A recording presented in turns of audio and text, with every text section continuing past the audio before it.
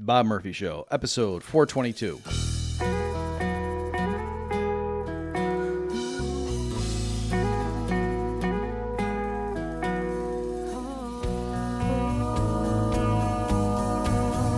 There's a tidal wave coming.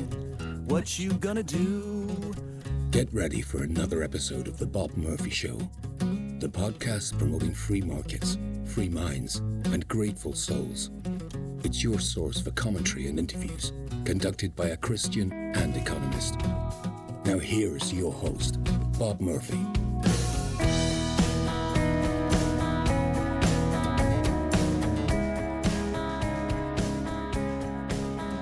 Hey everybody, welcome back to the Bob Murphy Show. Another crossover. This time, Adam Heyman and I are responding to a YouTube comment that was left on my YouTube channel when I recently posted a lecture I had given for the Menger Institute on private law.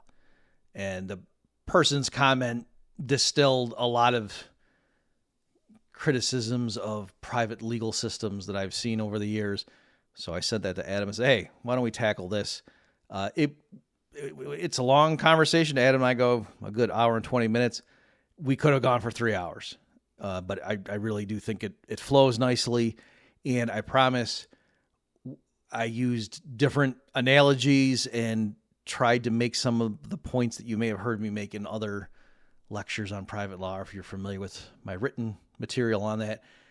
I mean, it's a lot of the same themes, of course, but I did rely on different anecdotes and make the argument in slightly different ways. So I think if you're interested in the topic, you will get something out of this conversation.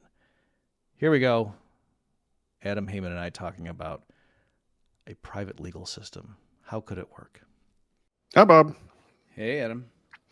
I'm very excited today, Bob, because I heard a that? rumor that we're going to talk about one of my very favorite subjects of all time, libertarian anarcho-capitalism. All right. Yes. I thought you were excited because we weren't doing clips. We are not a clip show, I swear. So, yeah, why are we talking about Ancapistan, so-called?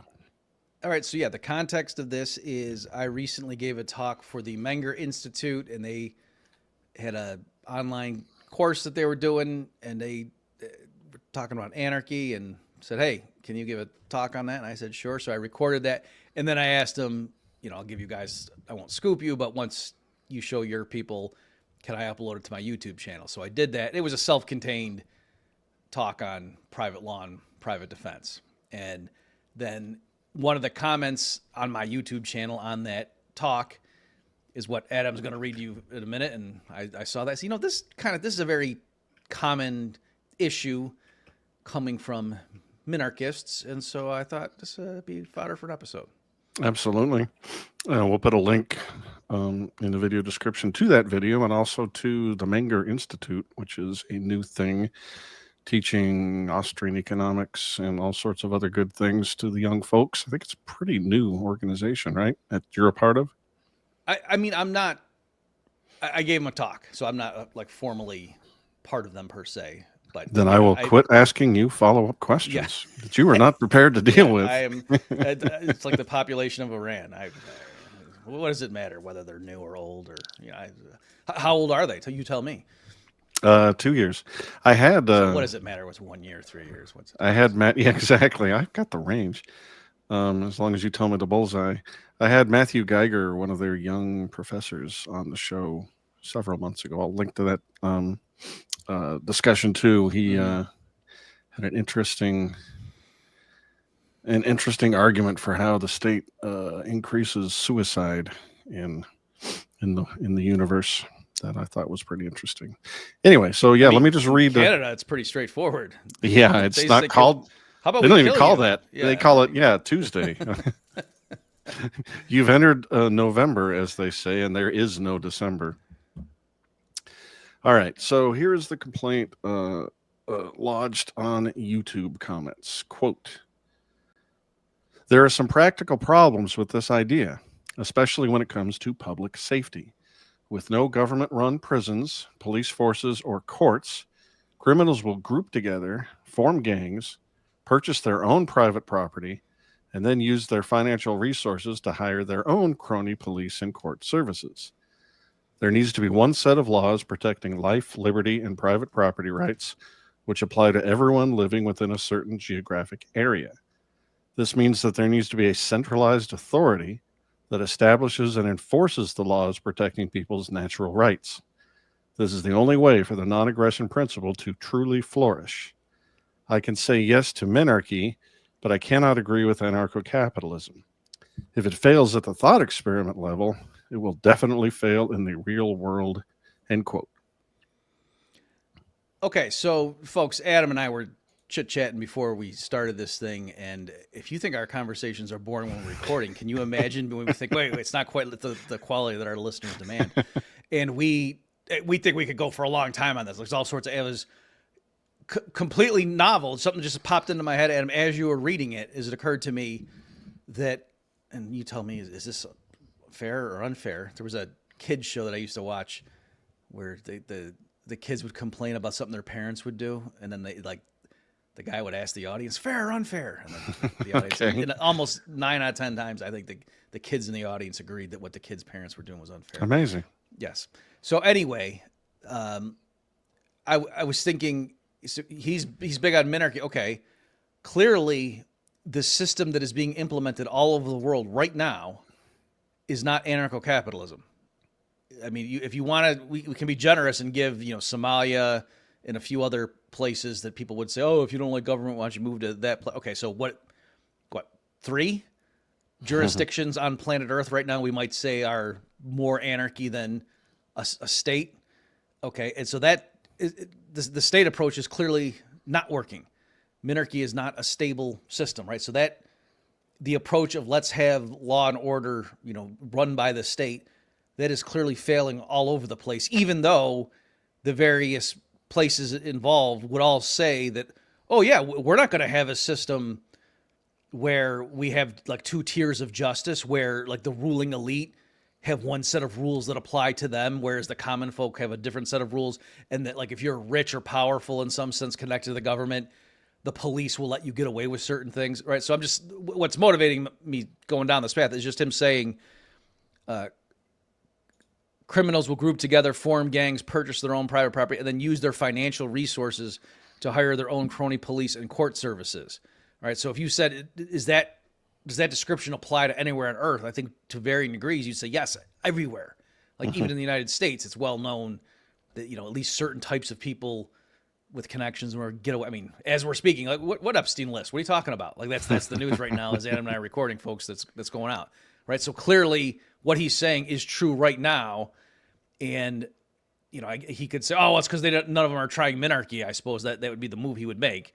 But in any event, I just want to say that it's clear the experiment in let's try to have a government that's aiming for the ideal he just stated, that doesn't work. It's not just right now, the static, snapshot in time, looking backwards in history. I mean, whatever, you want to say, oh, the United States. Okay, well, that experiment failed too. Right? So it has never, minarchy, the way he's talking about it and what he's shooting for, has literally never worked ever. And there's been hundreds or thousands, depending on how you quantify it, of attempts. And so, he's saying that anarchy fails in theory. Okay, well, minarchy fails in practice for sure. So anyway, how do you feel about that? Yeah, I wasn't too impressed with the theory/reality argument because much like Ayn Rand before him, he just came up with sort of one wonky example of what might happen and said, see, the theory fails. I mean, I don't think that exactly is a strong enough set of arguments to qualify as a theory that has failed some sort of empirical test or even thought experiment test. I wasn't impressed. I think this commenter, I think he was motivated by your assertion that in an ANCAP society, we wouldn't necessarily need prisons as commonly conceived as we currently have. And you were relying on the right of property owners to exclude people from that property. And remember, in ANCAP land, there's just no such thing as public property. So if a reputable judge rendered a judgment that such and such person is an awful, horrible rapist, murderer, thief, and all good people should probably not allow them on their property, then this poor individual would find himself in a situation where he's just not allowed to be anywhere. And in such an environment, you can imagine charities and even for-profit businesses opening up that would say, okay, well, no one else will allow you anywhere, so we'll let you be here and give you some kind of job and guard you, and you can work off your debt, or at least you will be able to exist somewhere rather than having to levitate off into the stratosphere because you're not allowed on any square inch of private property. And I think this fellow is saying, well, that's just not enough because crime does pay at least enough for gangs to be able to buy property. And so the guy will just retreat in there. And that's not good enough. And I think we're battling against just like a lack of imagination. People just can't see how, yeah, that is good enough.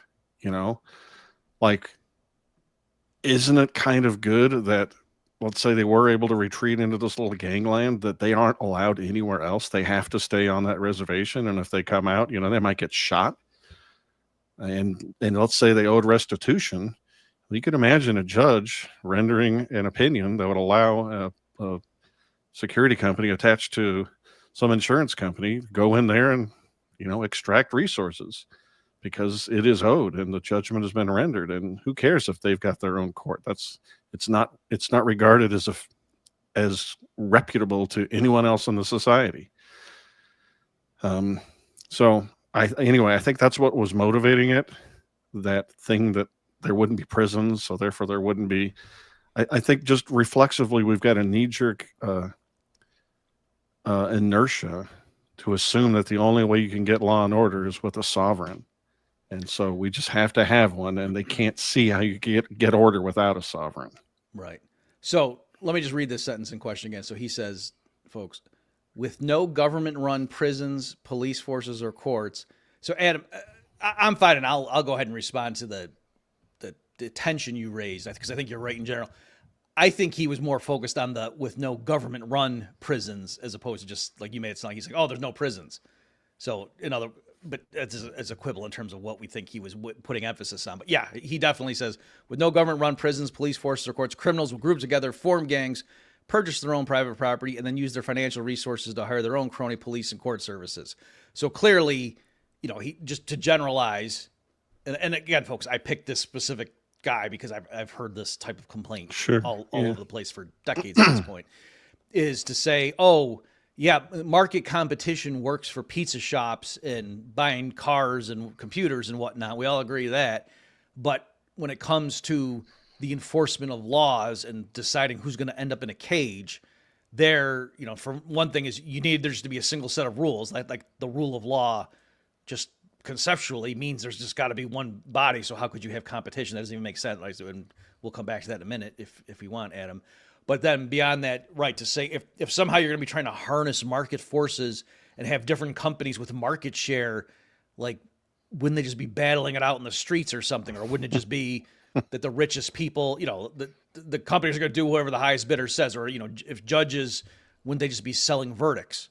All right. And so, as opposed to what's happening right now, say. Right, exactly. And so, and I don't mean to be coy, because I think sometimes when we speak like that, people think that we're, doing the equivalent of saying that the United States right now is Nazi Germany or something, or you know what I mean? Or, oh, this is Pol Pot, Donald Trump, what's the difference? That kind of, when they're like, come on, guys, you're being crazy. There's lots of people all over the world who would love to come here. And, just ask Dave Smith, he wants to keep them out. And so... But let's just walk through that. So clearly the difference is not simply like, oh, because we have, thank God that we had James Madison was one of our forefathers, and we can give written constitutions to former Russian satellites, and it doesn't work, right? So it's not the parchment that's on the U.S. Constitution. It is, the belief system that the people have and their cultural values and ideas towards property rights and what's acceptable for the government to do, that kind of thing, that I think is what allows for our system to be relatively better than most others. And so when you start pushing back on that or picking through it, that's why I'm saying right. And so my suggested framework of how this could happen in a voluntary society the type of people that would make a statist society better than a different one, than a different group of people in a statist society, right? That's also what would make decentralized judicial services better, right? So to give an example, like this guy, I don't know exactly what framework he wants, but he must have a thing where, well, periodically, like, how do we know what the laws are? The single body, we must have elections or some way of the people expressing their viewpoints. And then, well, what if the 30% loses the election to the 70%? Do they just form their own little group and they have 30% of the guns over here and they battle it out in the street? Well, no, because it's an election. We decide things through voting.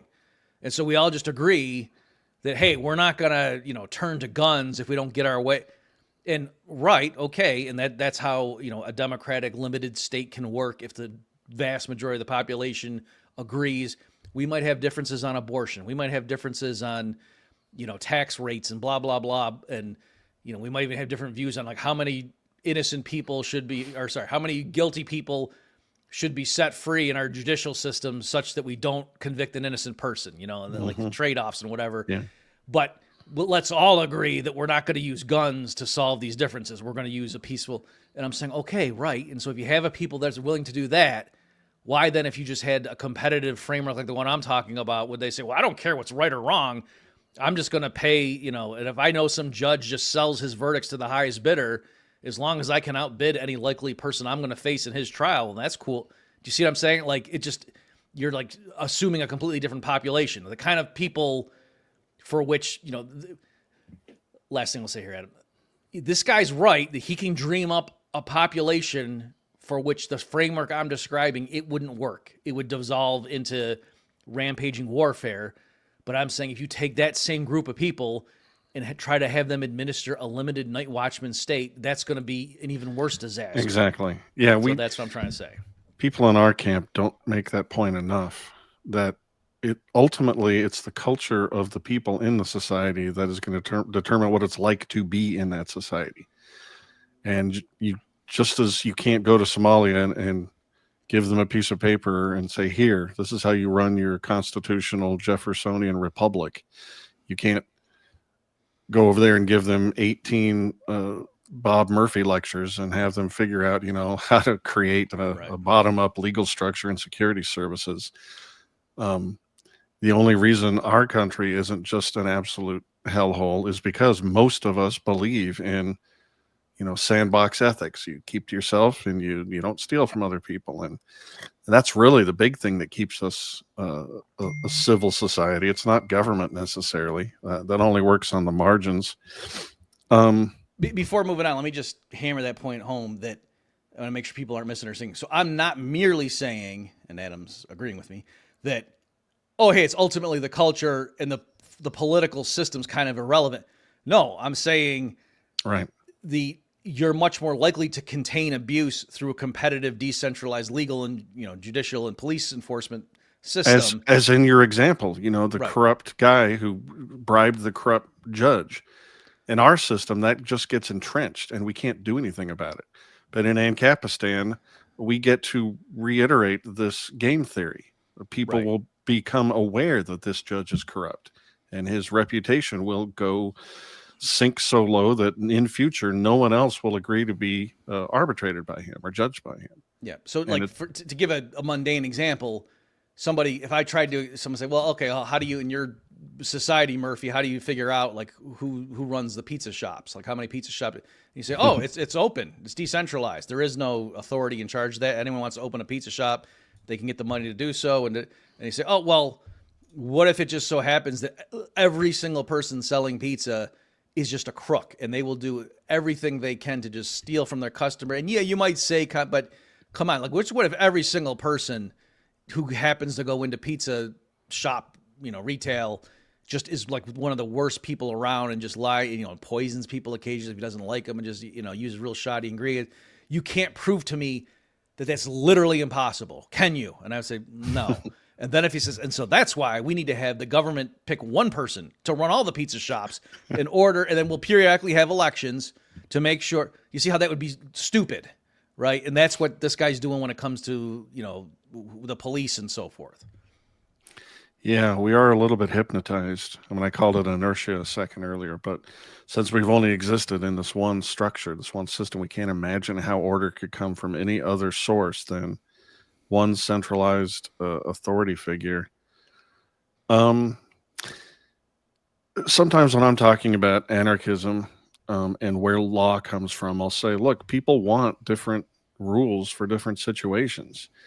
And the rules you have in your family are probably going to be different than the rules you have in an HOA, say, and the Amish are going to have a different set, probably. And then when you leave your area and go into someone else's store or a bunch of stores, there's probably going to be some sort of a uniform business code of conduct.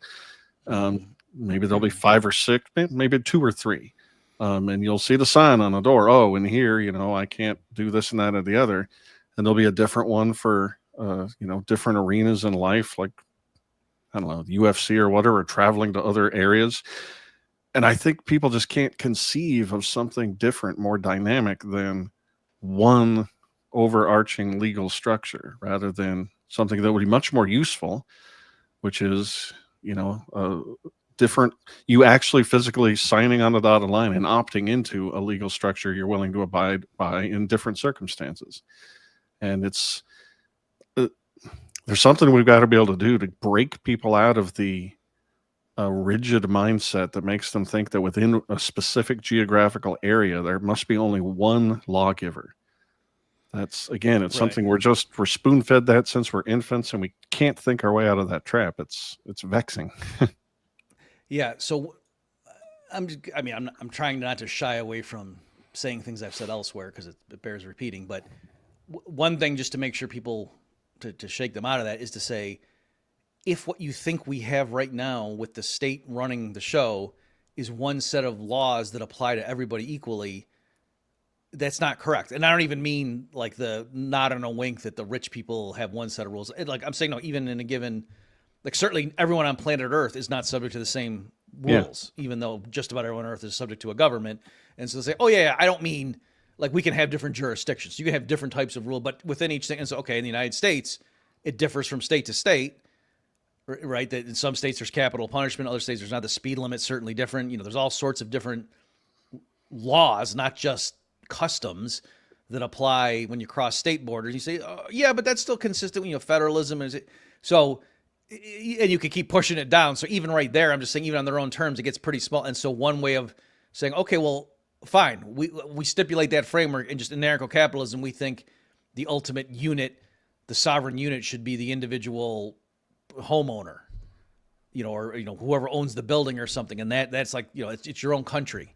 And so I can do it in your frame. Hey, I'm a minarchist too, and it's just every single household is a castle, and that's the Republic of Adam Haymania. How did you know what I was going to name it? Everyone behind the scenes, that the Queen is actually running the show. Everyone kind of knows that. True. So, it's true.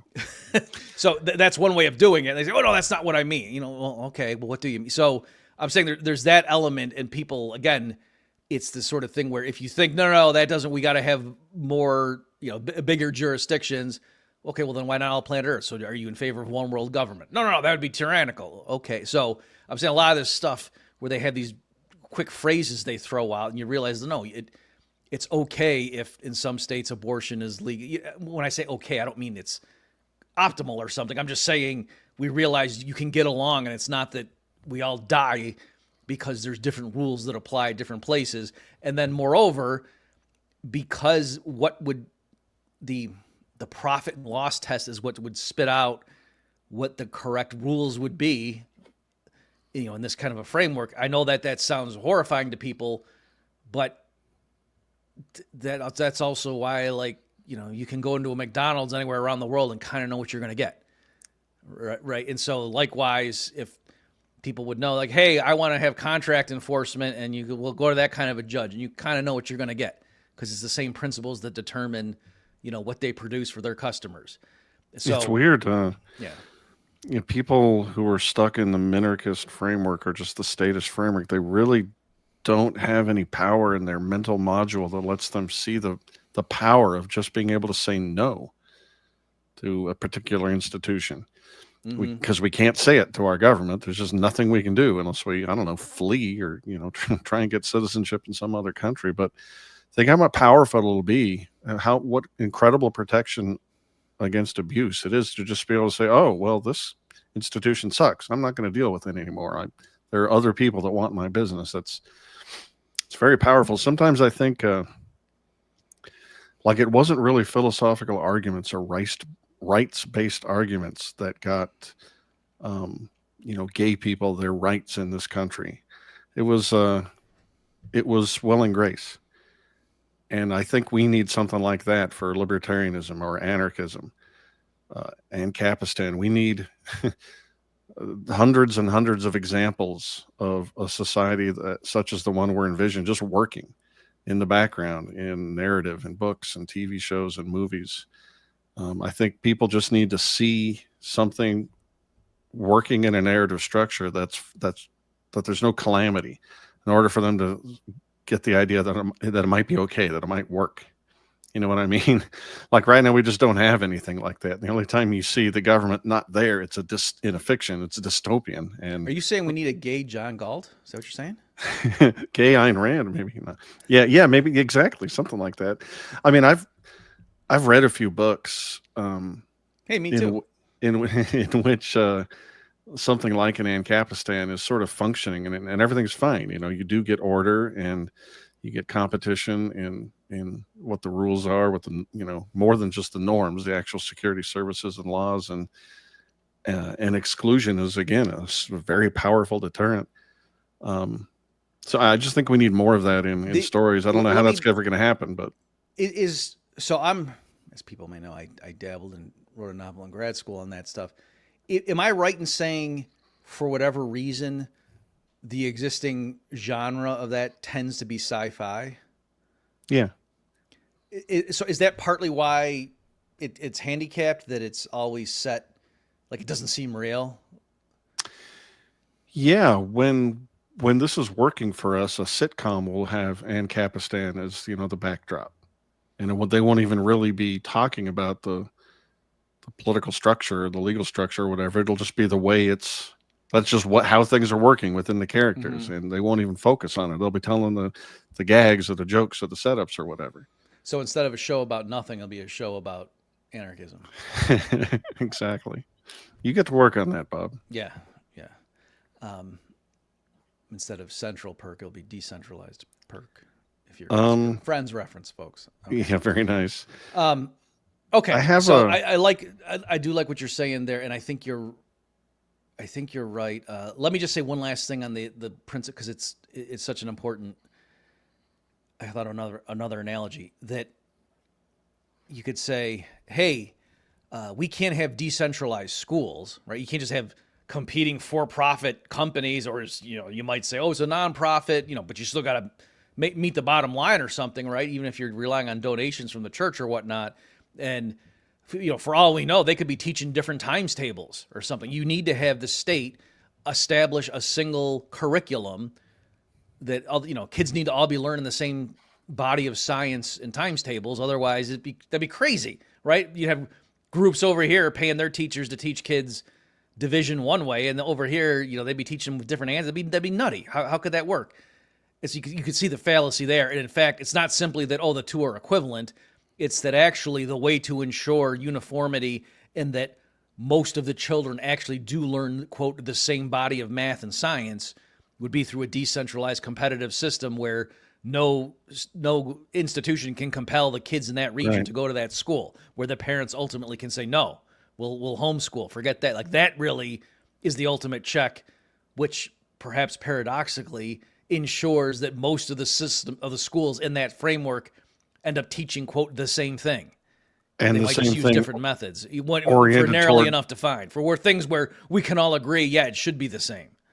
Right, and the aim of all these decentralized curriculum makers will be aimed at something sensible, the demands of the people who want to employ these future citizens, rather than just what some bureaucrat determines or what the Texas State School Board or whatever decides on for the whole country.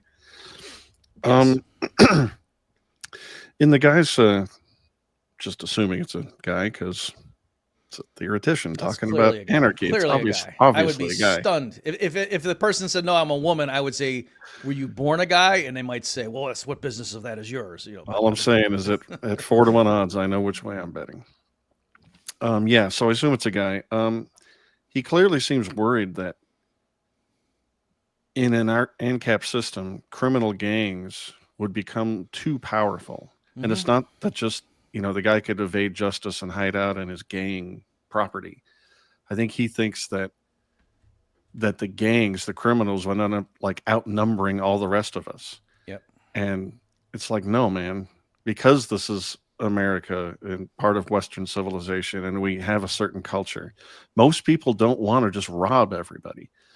And so the forces of defense from predation are just obviously going to be more well-funded and more powerful than whatever these gang members are doing. I mean, we think of gang members as like being rich and powerful, but remember, that's only because we have a stupid drug war on drugs that gives them a way to make money that's like almost legitimate. You can find a willing buyer and a willing seller. There wouldn't be anything like that in Ancapistan. Criminals would actually be criminals, and nobody would, be on their side. They'd be vastly outnumbered by the forces of righteousness. Yeah. So real quick, there was a period where I would read some of the the nonfiction stuff like Underboss, the story of Sammy the Bull Gravano. That I just saw the cover and that popped into my head. And then also I read on John Gotti Jr. I read like a biography of him or something like that. So anyway, you're exactly right, Adam. That if you think through like how does the mafia, in the context of the United States, how do they earn their income? Like how can they be, a criminal enterprise? What do? They prostitution, gambling, drug dealing, loan sharking, which means charging. It doesn't merely mean if you don't pay us back, we break your kneecaps. It also means charging interest rates that would technically be illegal for other places, in violation of usury laws and stuff like that, right? So all sorts of things that are services that their clients want, and the government heavily regulates or forbids. And that's why they go to criminals to provide them. It is not simply the mafia does not earn its revenue from going around mugging people, or robbing banks or something like that. No, it is areas where there is the fundamental activity is a voluntary transaction, and then they use coercion around the edges. And certainly they use coercion to keep away competitors.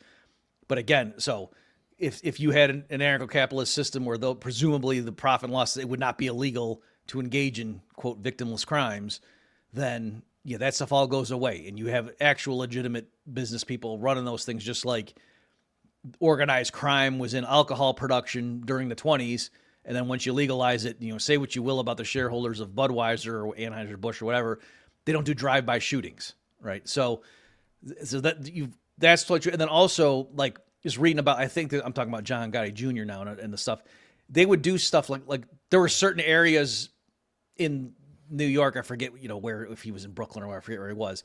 But yeah, certain people really liked him, and then when the government was trying to make a case against him, they stood by John Gotti and blah, blah. And what? Because he would do stuff like they would have fireworks, and if some old lady got swindled, she would go tell him and they would take care of it. You know what I mean? So I'm not saying they had a fair trial with evidentiary rules and whatever, and maybe they punished the wrong guy or did so, but I'm saying they were not just clearly, quote, a lawless organization going around rampaging like the Huns and the people were cowering. No, they were providing justice because the local system, the cops and whatever, were all corrupt, or they weren't listening to them, right? So that's, kind of like in the Godfather when they made it a plot point in the Godfather too. Yeah. Why did you go to the police? Why did you come to me?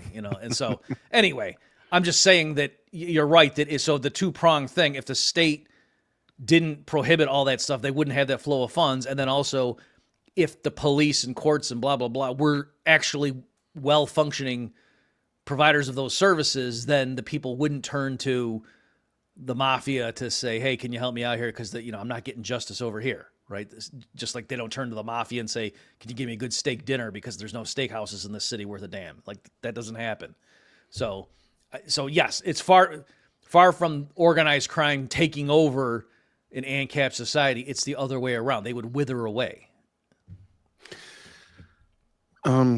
People who object to Ancapistan, they usually, like when you were talking about, who would build the roads if we didn't have a government, and you start saying, well, hey, look, these are just technical skills. It's not government employees necessarily that are building these roads. It's just men who know how to lay asphalt and do all this stuff. But of course, the true objection is that people, for whatever reason, seem to think that you need an overarching sovereign in order to coordinate action and block obstructionist recalcitrants and keep greedy people from just getting in the way of progress or something. And I don't have in my pocket a handful of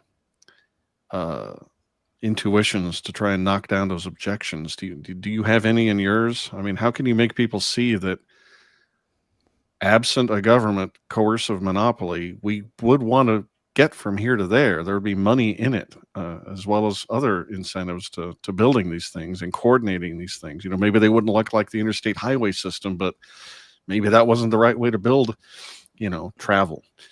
I mean, that would be a good thing. Like that. That's one of Walter Block's great points on that stuff. Is I don't, off the top of my head, I don't remember the statistics, just showing how many thousands of people die on government roads in the United States every year, and said if this were a private industry and this was the statistic of how much, there'd be congressional hearings day in and day out about what it is that people are dropping like flies. But now it's, the guy was a drunk driver, he was going too fast, or he should get his brakes checked. Like they don't. And there's certain things too, like, with certain large cities will have particular intersections and things that are just death traps. Yeah. And that, and sure. it just the process of, they should really do something about that, because a lot of people die every year at that intersection.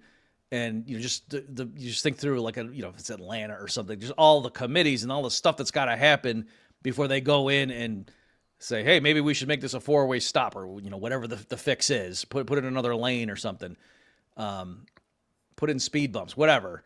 That it just takes a lot longer to do that. Whereas if the things were all privately owned, then and somebody were either losing money depending on the liability or whatever the issue is, or just weren't earning as much revenue because people came to realize that's a dangerous thing, and so they would choose alternates. In other words, if people in the area know to avoid that intersection, particularly around 5 o'clock, because it's just crazy, and you're probably going to get, not probably, but you're much more likely to get an accident, you go that route than this other route.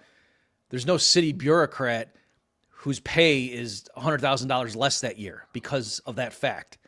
Right. Whereas if you owned the stuff and it was like, you were charging people somehow, like, because, there was electronic billing or something like that, and you just had a 10% reduction, there'd be millions of dollars a year less just because of that effect alone, whether, putting aside liability and stuff, if you could be sued for having, an intersection that was a death trap. So just things like that. And then also, it's not like, when you try to leave your country and go into another country, you're driving up and all of a sudden the road ends. It's like, damn it, because our government ends here and they couldn't come up with a way to coordinate with this other jurisdiction and this other sovereign, just because you clearly need to have one group in charge of the whole thing for roads to work. Like, no, that doesn't happen. Or within Disney World, you're not riding the monorail and then all of a sudden you smash into a brick wall.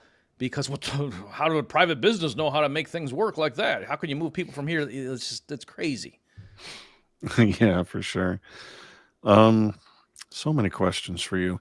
So in the video we're going to link to, you describe kind of what, not a prison exactly, but places for people to go for whom no one else will allow them on their property. I'm sorry, can I stop you? Yeah. I'm sorry. I just, there was an anecdote that I told for years at the Mises Institute when we were talking about roads, and I'll try to do the real quick version, but there was some guy, and I found it that, like, there was a PBS documentary on him or something like that, and he was, I think, Belgian, but I could be wrong about that, but one of those places over there. They're all the same. And he was a maverick road designer, and his theory was, if you have to use traffic lights or signs, you failed. That's too much, paternalism or whatever. And so he had like roundabouts and stuff like that, like just things that I think it might have been in the Scandinavian, one of the Scandinavian countries where I think you're right, roundabouts everywhere. Yeah.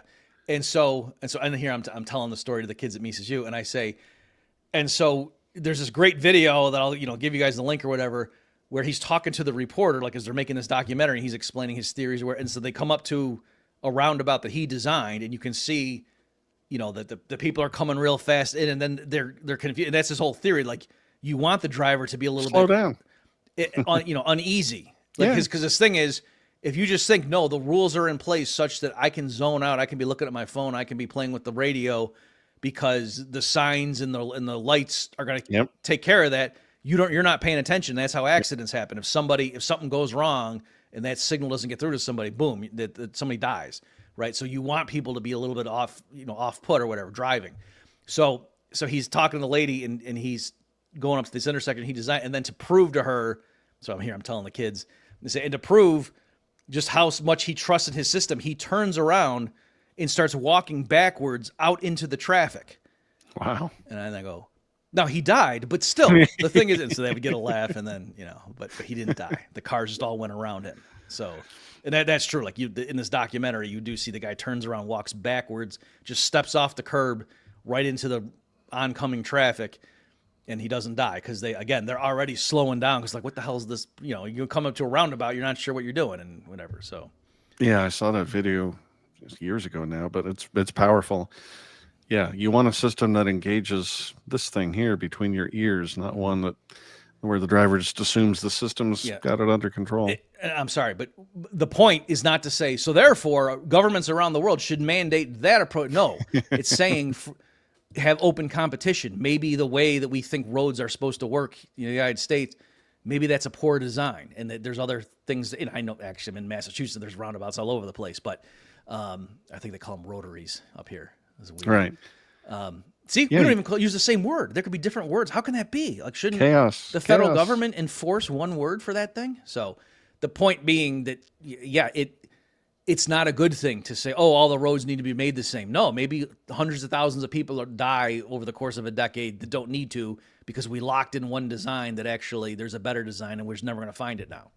Yeah, you definitely don't want any particular system mandated, even if the roundabout one is right, quote unquote, for now, because you can easily imagine that system like ending up winning the competition battle.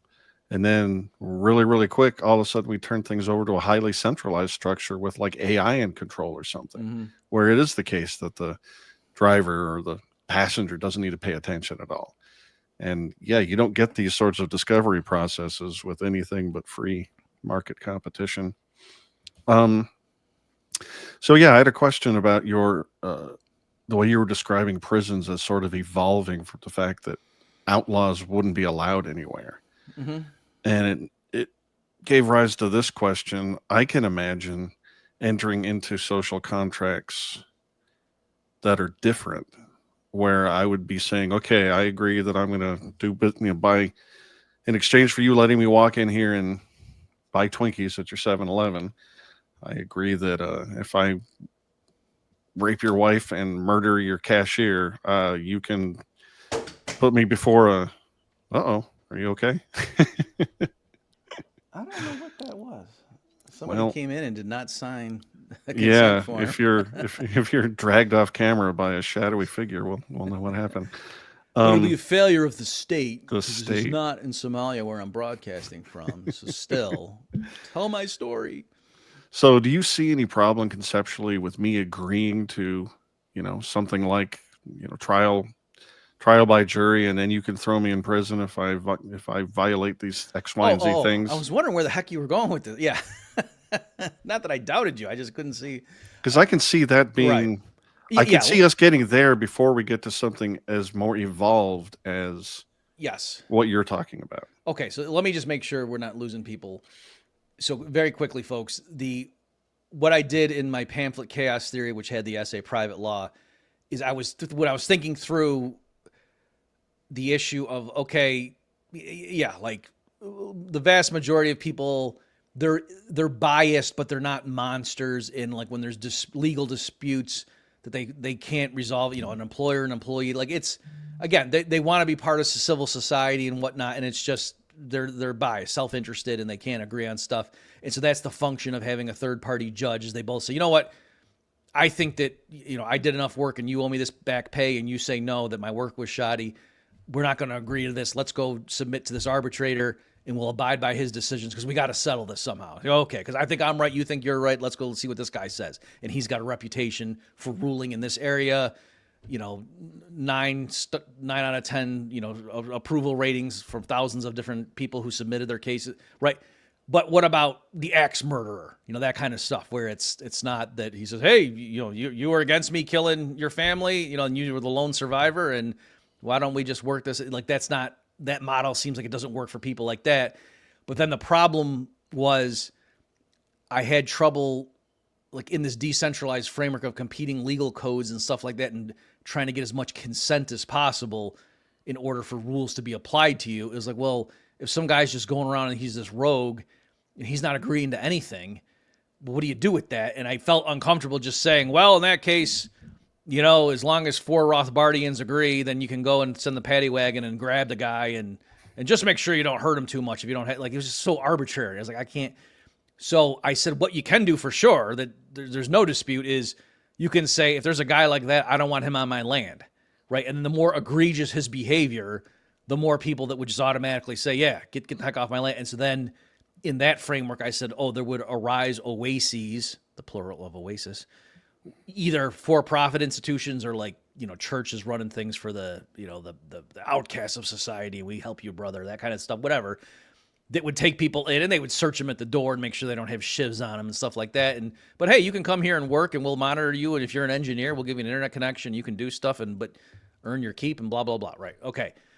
And so now I take it, Adam, you're saying, okay, Bob, I get how you're trying to avoid just arbitrarily saying what groups are allowed to go grab people and throw them in a cage.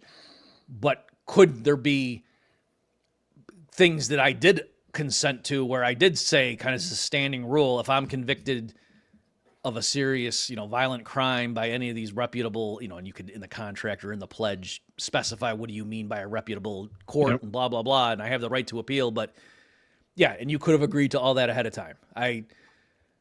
Yes, I absolutely think that, especially like, I don't think so much necessarily like to go into a convenience store and buy Twinkies, but I do think, like to go live in a certain neighborhood, like in their analog of the HOA or something, like you're agreeing, I'm not going to have a rusty car sitting on my lawn. I can't play music at 3 a.m., blah, blah, blah. And then, yes, if I am credibly accused of a violent crime, I do concede or, forfeit my rights. And I do give permission that the security forces of the HOA or whatever they call themselves, the Ridgewood Estates or something, can come in and incarcerate me.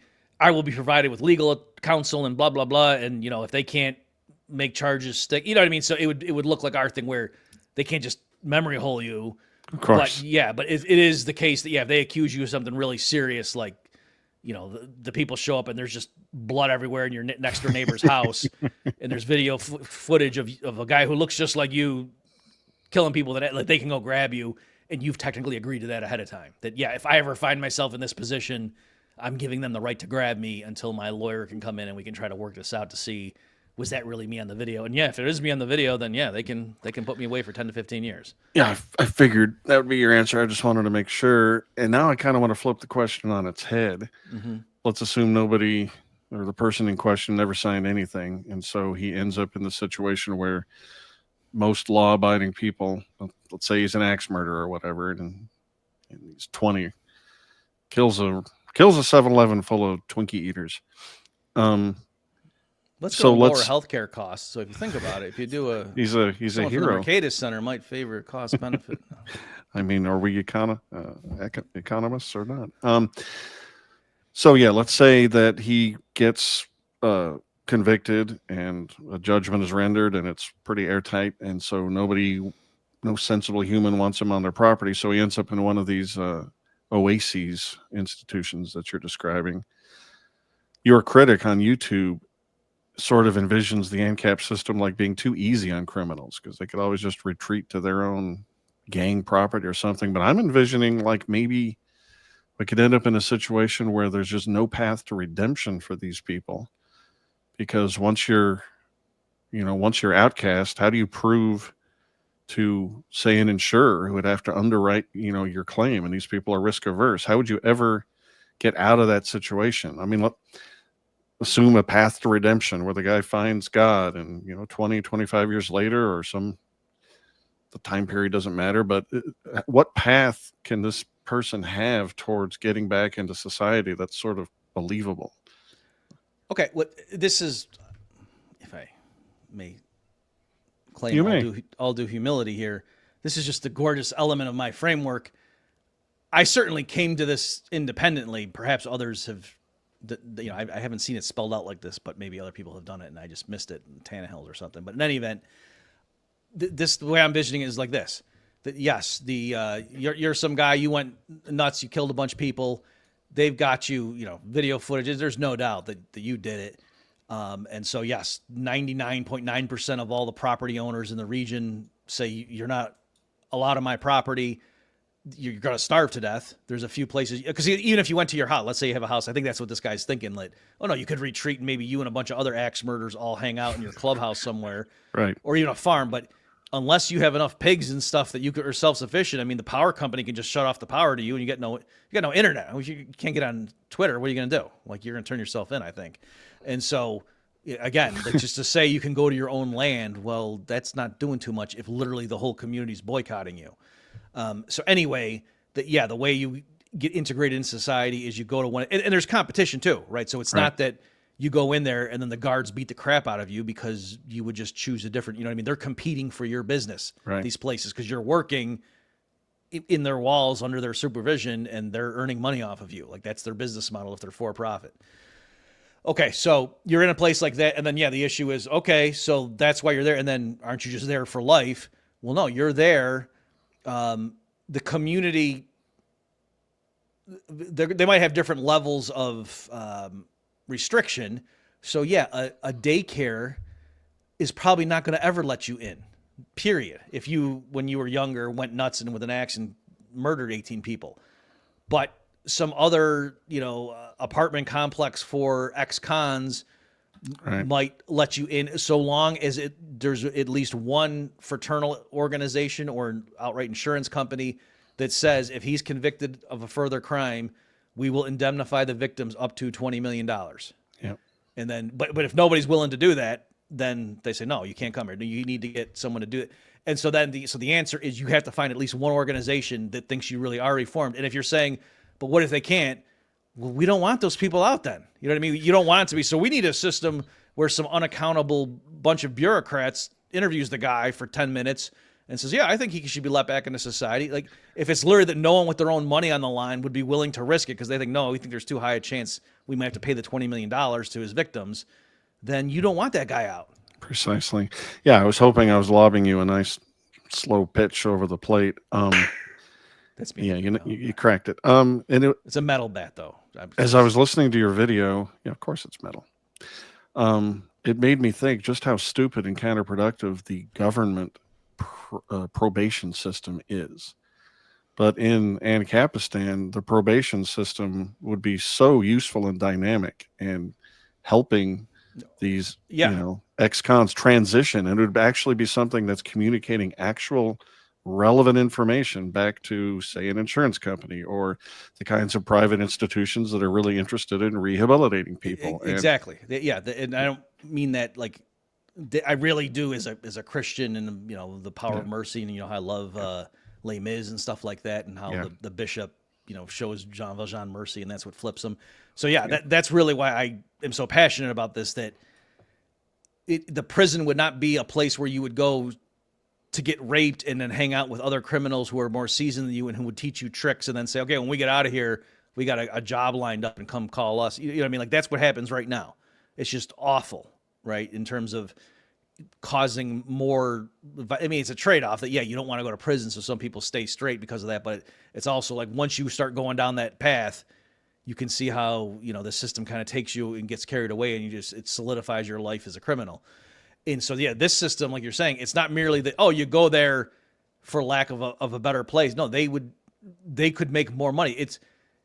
You can make more money for them if they can get the community to open back up to you. Like, maybe There's Yeah. only so much you can do from within their border, from within their walls with an internet connection. But oh yeah, if you could get this guy to be able to go to this factory on a limited work release in the in the first couple of years to see how it goes, and he go during the day he goes, he's got an ankle monitor on in case he runs, and he goes and works at this factory. It's other guys there. I mean, it's not, again, he's not going and babysitting infants. He's going to a factory with all the blue collar guys, and they're and the foreman knows his history. Okay, and he's keeping an eye. And then so he makes more money, so that if the rehabilitation company gets a 10% cut, they're like a temp agency or something. So they want his gross pay to be as high as possible, and so they will do what they can to rehabilitate him. And so yes, Yeah, it's beautiful because of course lots of people like you, Bob, are soft-hearted and actually love humanity and would be really interested in trying to make the world a better place by rehabbing these people and getting them integrated into society again.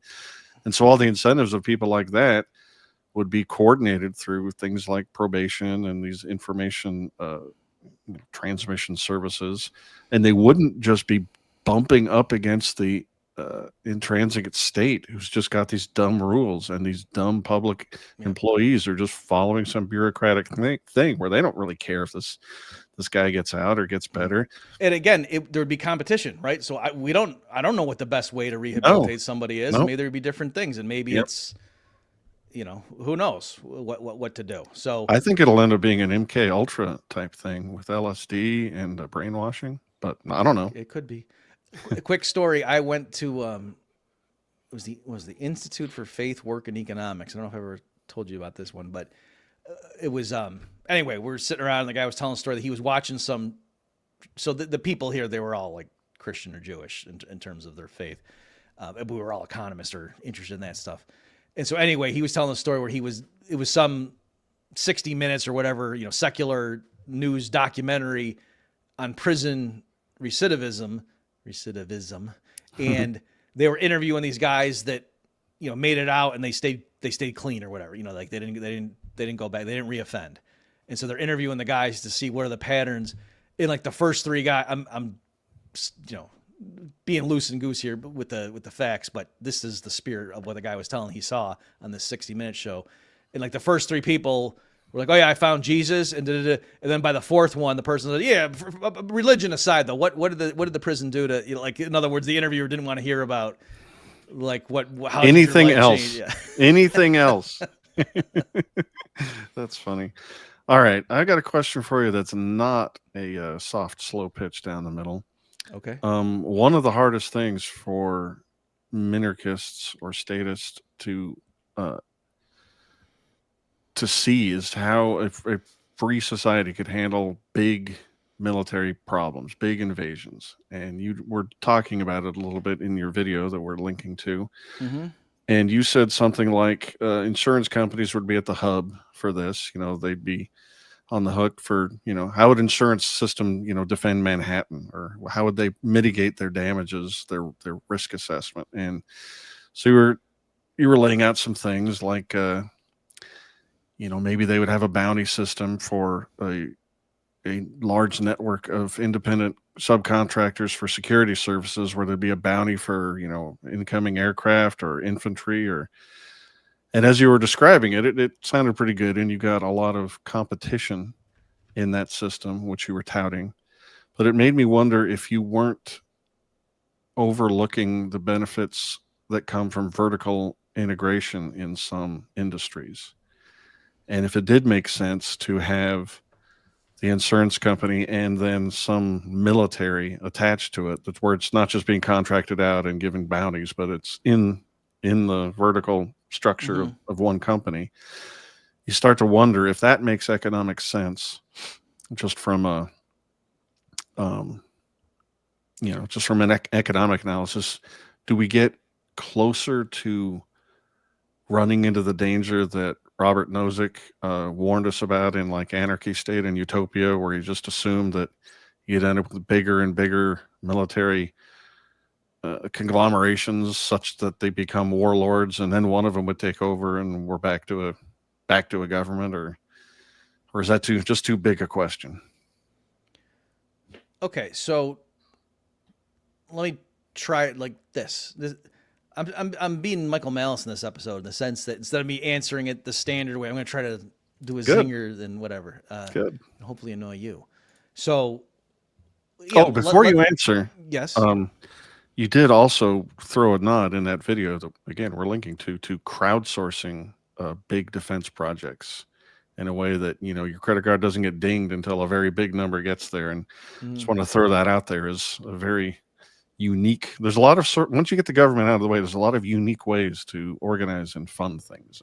Well, yeah, and just real quickly on that, and then I'll circle back to your interesting thought experiment there a minute ago. The economic argument for government monopoly in something like military defense is like a combination of the free rider and public goods aspects of it. And so the idea is, oh yeah, if we could just, I'm making these numbers up obviously, folks, but if everybody would just kick in $1,000 a year, then that would collectively provide defense services to them that they value at, you know, $50,000 a year. So it's totally worth it.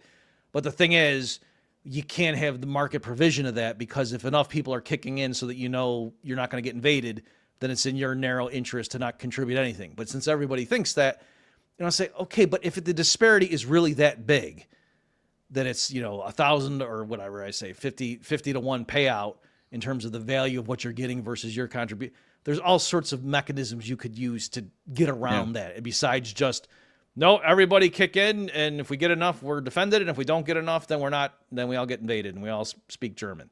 Like that's goofy.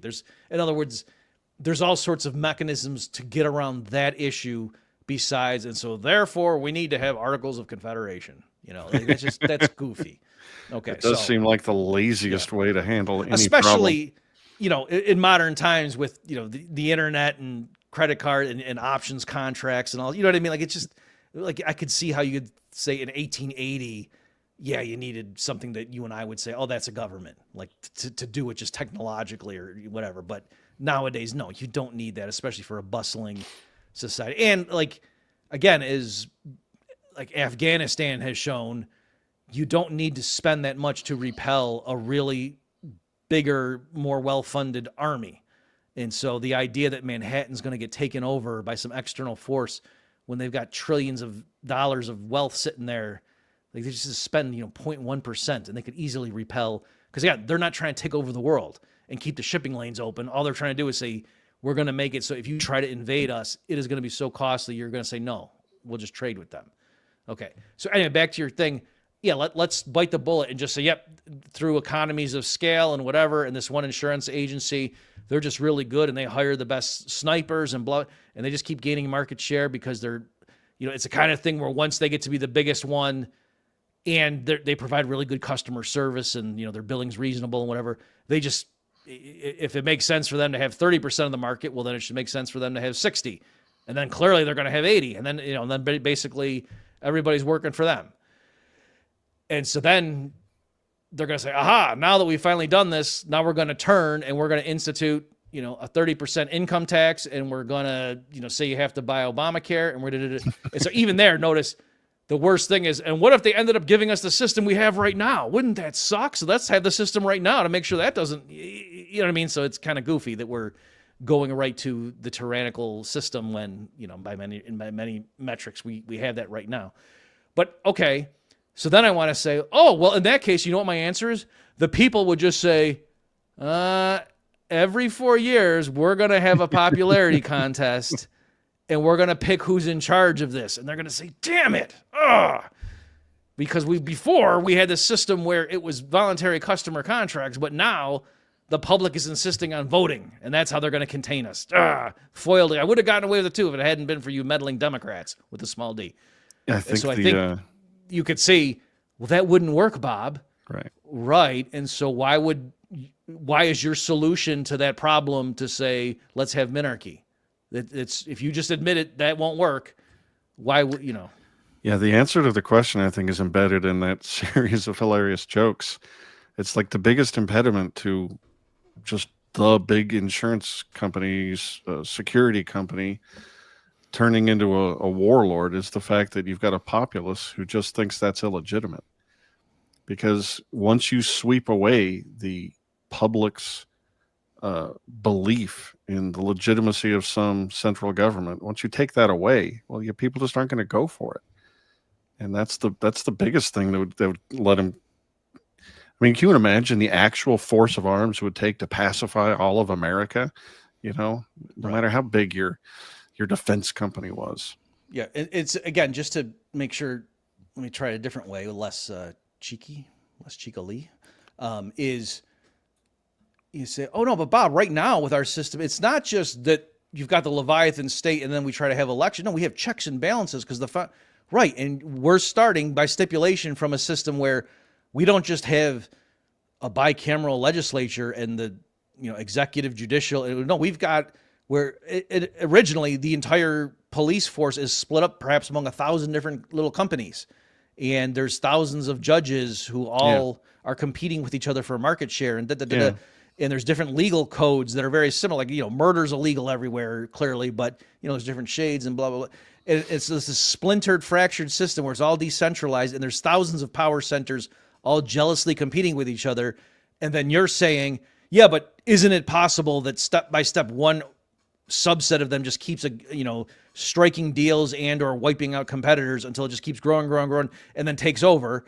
And say, yes, I can't prove to you that that's literally impossible, but if that's what you're afraid of, starting with a system where you've already done 90% of the consolidation is crazy. Like, you're not preventing monopoly by saying, let's just have 3 different organizations in charge, but we'll have them competing with each other. Like the inbuilt competition is part of the framework that I described also. Precisely. Plus, take heart in the almost certain fact that a vast majority of the public in such an Ancapistan-free society would look with suspicion at the slow concentration of market share by one of these companies. Right. Some people would just go for the off-brand. They'd go for Alamo just because they're worried about Hertz or whatever. They don't like big. And especially if they've read their Nozick and don't want to see a warlord. So you'd have all this consumer pressure to keeping the thing decentralized, regardless of economies of scale, because nobody wants a monopoly. In your instinctual bones, nobody wants a monopoly, right? Yeah, and also too, I think there could be regional issues. So, if we pictured the entire United States right now, continental at least, as Ancapistan, I think there would be, there could be agglomerations and economies of scale scattered throughout. And so, it might end up looking like, to the untrained eye, someone watching a movie about that might say, oh, there were like 600 different countries in what was formerly the United States. Sure. And you and I might use different terminology, but, for the lay person looking at that, that's what they would say. And they say, oh, okay. So, if a couple of them merge and they became, dubious and started doing things that those people could just move elsewhere. And again, it's no, just like, well, geez, what if the Mexican government really starts oppressing its people? Well, Dave Smith's not going to let them go north, but they could go elsewhere.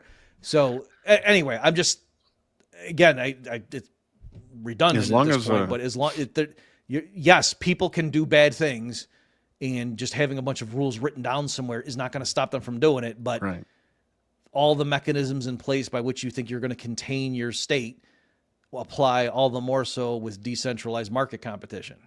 Amen. In your video, you said something I want to briefly quote. You said, quote, "No institution that systematically violates property rights," unquote, is a decent definition of a free society. Mm-hmm. And your critic on YouTube was so worried about, these gangs or whatever, and people just escaping justice or somehow becoming a problem. But again, we vastly outnumber the misanthropes, crooks and frauds and invaders. We can deal with that. What we can't deal with is our property rights being violated under the color of law because it's supposedly for our own good or necessary to have a society. We've got to just wreck that myth, that lie. Yeah. I don't know if this is going to help some people, but it really struck me that now I don't see it. Well, it's because I'm not on Facebook, I think. But back when I was on Facebook, I would notice that somebody would post some clear-cut example. Like the cops have some lady, she's on the ground, handcuffed, hands behind her back, and they're kicking her with boots in the face. Yeah. And it's like, come on. And you will get people in the comments saying, oh, well, next time someone's breaking into your house, I guess you're going to call the pizza joint or something, meaning like cops take it or leave it kind of thing. And I want to say the reason that happens is that we have this monopoly provision of police services, that if it were 10 different agency, companies providing that, and one of them's doing that when they're apprehending a suspect, they would just go out of business, right? Just like if there's a story, someone posts a story on Facebook about, I went to this thing and look at this, it was disgusting. I opened up my chicken nuggets and there was maggots crawling all over, and then says, oh, well, next time you're hungry, I guess you're going to go eat a rock then, huh? It's not like restaurants, yes or no. It's a particular restaurant, a chain, or even that one branch that, that particular franchise is run by a clown or whatever. You know what I'm saying?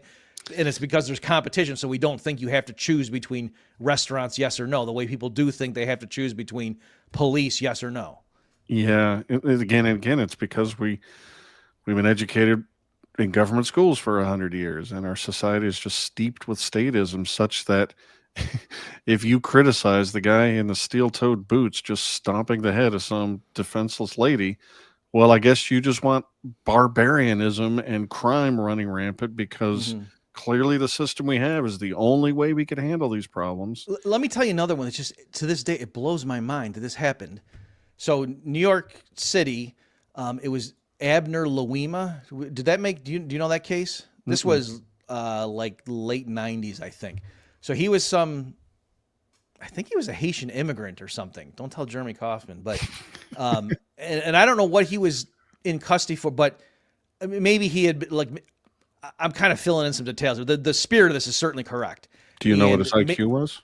I mean, for people anyway.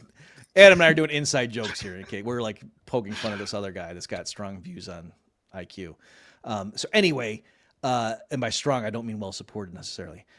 So anyway, I think maybe when they took him into custody, maybe he like punched some cops or something. There was some reason the cops didn't like this guy. So he's at the station, and this is documented, like they had to pay, a huge fine or something to the guy, and then the officers either got fired or reprimanded or whatever. But they took him in the bathroom and sodomized him with a broom handle. Okay, he didn't die, but so anyway, so he gets this big settlement or whatever, and so that it's the internal affairs, blah blah blah, and there's a big scandal and whatever, and like I said, the cops, they got in trouble. I don't know the ones who did it. I don't know if they got fired. I can't remember. All right, so there's this big stink there for the NYPD, and then soon thereafter, it was the Puerto Rican Day parade, and things just got ahead, and there were guys going around like ripping clothes off women, and just they called it wilding, like going in the pools and doing stuff, and it was just crazy. And there were firsthand accounts of like this woman would get attacked, or she'd get away, she'd run up, and they would see police just sitting on the steps of a courthouse or something, and run up and say, hey, 2 blocks from here, there's guys rampaging, and the cops are just like literally sitting down and not even standing up, not doing nothing. And so then the allegations started coming out that like they got orders from on high that no, we're standing down, we're not doing this. And my grandma was commenting, was talking to my uncle or something after watching the news, and said, it's like, and I heard someone from the police say, damned if you do and damned if you don't. And I was just like, what the hell? So I think that was the first article I wrote for LouRockwell.com, as it was "Don't Let the Police Off the Hook." And I went through and and was explaining like, no, we should not have to choose between, hey, if you don't want the police to sodomize a suspect with the broom handle in the bathroom when he's in custody, it wasn't like he was trying to moon them and out of self-defense they pulled, what I mean? No, it was he was clearly in their power, and they were doing that just to brutalize the guy. And that was the choice. No, if you're saying cops can't do that, well then don't expect them to rescue women who are being assaulted by unruly guys in this parade. I mean, make your choice, New Yorkers. Which is it? Jeez. Which is it? Like that's insane. Defenders of a monopoly system like the one we have are in a real tough spot, because they'll listen to economists like you explain the problem with monopoly is you get too little of the good, security and justice, at too high a price, police pensions. Then their eyes just glaze over. And then you look at the system where the cop is just mashing the face of some defenseless woman and sitting on their butt watching Puerto Ricans go wilding or whatever was happening during the summer of love with BLM, where they sure as heck weren't defending the property and person of the average citizen. And then if you do something to try and protect yourself, well, the cops probably will show up and take care of you then. So people who are just reflexively back the blue, like, I get it. You want law and order and you don't want mayhem, but you are supporting a system, a monopoly that is going to give you mayhem. How can you not see that? Yeah, I should clear. So it is Abner Lima is the case that I'm talking about. People want to look that up. Also, it was definitely the Puerto Rican Day Parade. I am not saying that the assailants were necessarily Puerto Rican. I don't think they were Swedish. I'm going to say that, but I want to clarify that I Duly noted. Duly noted. It is way too late to bring up this subject, so please don't give a definitive answer. But, most people who are statists and think that an ANCAP system just can't be, they really do swallow that public goods concept. And I think that's just a total fraud. It's a lazy man's way of convincing the public that they'd better just fork over their money for some idea, because if you guys aren't taxed for it, then the good will be produced in too little quantity. And I just hate the concept. I wish economists had never have invented it.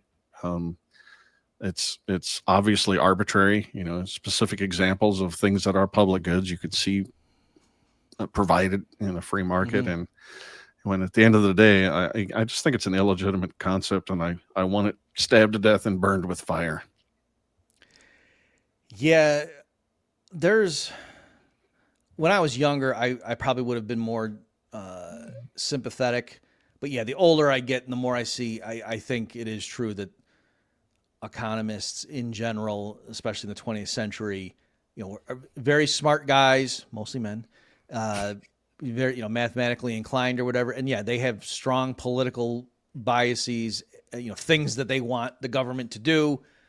And they're going to come up with a way to have a model in which that's the right thing for the government to do. And so they think they're being real rigorous when they would. And for me, the greatest example of that is Kenneth Arrow's famous impossibility theorem, where he showed, in general, you have a bunch of individual subjective rankings of various possible outcomes for society. Just, very abstract framework, just, A, B, C, D, E, a bunch of different possible outcomes, and then how do people rank them ordinally?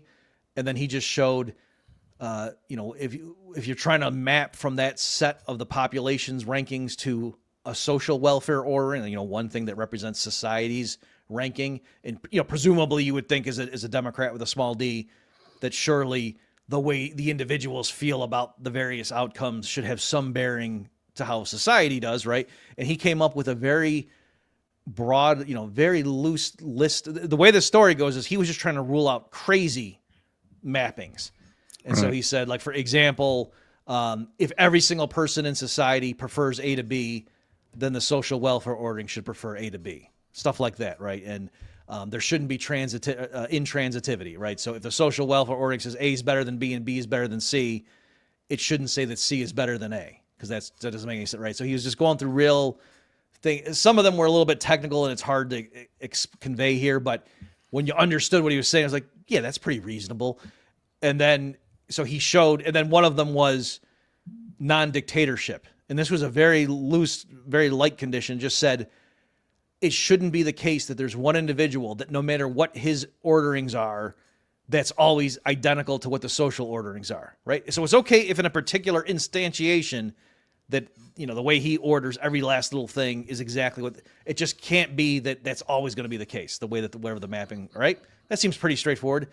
And Arrow proved, and so the way the story goes, I don't know if this is true, but this is how it was taught to me, that Arrow just started going through, he was just trying to weed out the nut job mappings to concentrate, his work in graduate school on the sensible ones in terms of social choice theory and blah, blah, blah.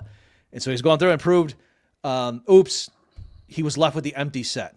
That he said with all those various, very completely unobjectionable assumptions about what a good social welfare mapping would look like, he proved it's impossible for anyone to satisfy all those. And the way the proof worked, it's cool, is if you assume it satisfies the other ones, then there necessarily exists a dictator. Like, that's just the way, anyway, it's a neat little proof. So, that's that. And my joke is, and he did that like in the 60s. And I said, and so that's why from 1969 onward, no economist or political scientist has ever thought that democracy can work, because it was proven mathematically. And no, obviously that's not what they just went, that's really unexpected. Okay, so why don't we instead model it like, blah, blah, blah, blah, blah, how do we get around that? We will also link in the show notes to a previous Human Nature episode where Tyrone and I go over a video that is decrying all the various ways that we vote in our democratic system. And that example you just gave was one of the things they trotted out. Mm-hmm. And so the point of the whole episode is a little different. But it is amazing how we learn these truths and then just shrug and move right along and say, so anyway, we'll see you at the next election and everything's going to be great. The system's awesome. I even had a guy I'm sorry, but I even had a guy one time, an economist.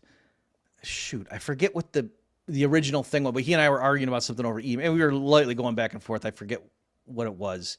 But I said something, like I pointed to some defect in the way the government was doing something. And then he shot back and said, well, arrows showed that no matter what they do, there's going to be a flaw. So in other words, he had flipped it such that now whatever the government did was fine, because we'd proven that anything they do was going to be flawed. So therefore, I mean, it was half tongue in cheek, but he was also kind of half serious. And I was just like, no, if you prove that no matter what the government does, it's bad, that shouldn't be therefore endorsing everything the government does. Like they don't know how they approach the market. That sure as heck isn't the way they roll when it comes to the fundamental welfare theorems about, decentralized market outcomes. Yeah. It's like, what do you guys think you're studying? It's like a guy walking into the boiler room of a building and opening it up. There's an enormous fire. He just shrugs, closes the door, walks on. I mean, are we studying these things or not?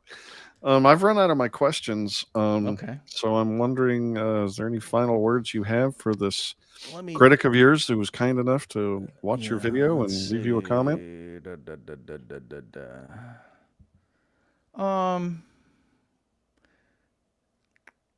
Yeah, I mean, we kind of touched on, again, just this last thing, he says, I can say yes to minarchy, but I can't agree with anarcho-capitalism. If it fails at the thought experiment level, it will definitely fail in the real world. Yeah, so that, I think he's wrong there on two scores. So one is, like, as we said, he didn't disprove that he didn't show, it doesn't even work even theoretically, as we put, or at the very least, the thing he pointed to, that this is what could go wrong with it, that could also go wrong with minarchy. So that's not, in other words, if you said, anarchy doesn't work because what if a giant asteroid came and blew up the earth? You can't prove to me that your private decentralized things could build a missile that would, so for a big enough thing, well, yeah, no matter what, humanity's dead.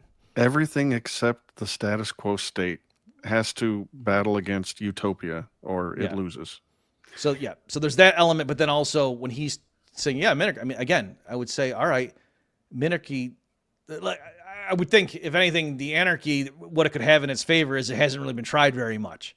Now you could ask why, and that's, maybe we'll do that in a different episode. But the point is, I don't think that's been tried and failed. Whereas the minarchy, clearly has been tried a few times, and certainly most famously, the U.S.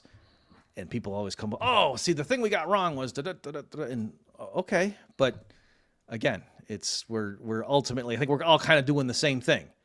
And someone said, no, we're going to do it this time. And if we had this tweak and a balanced budget amendment, then it would work. Or then it would work. Had term limits will fix everything. Pass the post voting or whatever these terms are. That'll fix it. Okay. But again, so I'm saying, okay, how about, Chaos Theory by Robert Murphy? Let's try that. If we're just throwing stuff at the wall here. I second that motion. All right. Well, this was great, Bob. Thank you for that video. Thank you for this episode. Check the video description for show notes, and you can also find them at bobmurphyshow.com and also at heymannature.substack.com, where I write articles. You should subscribe. And also check out my YouTube for my show, Heyman Nature, Haman Nature. Thanks again, Bob, and we'll see you all next time. Thanks, everybody. You've just experienced another episode of The Bob Murphy Show, the podcast promoting free markets, free minds, and grateful souls. For more information and to subscribe to this podcast, visit bobmurphyshow.com.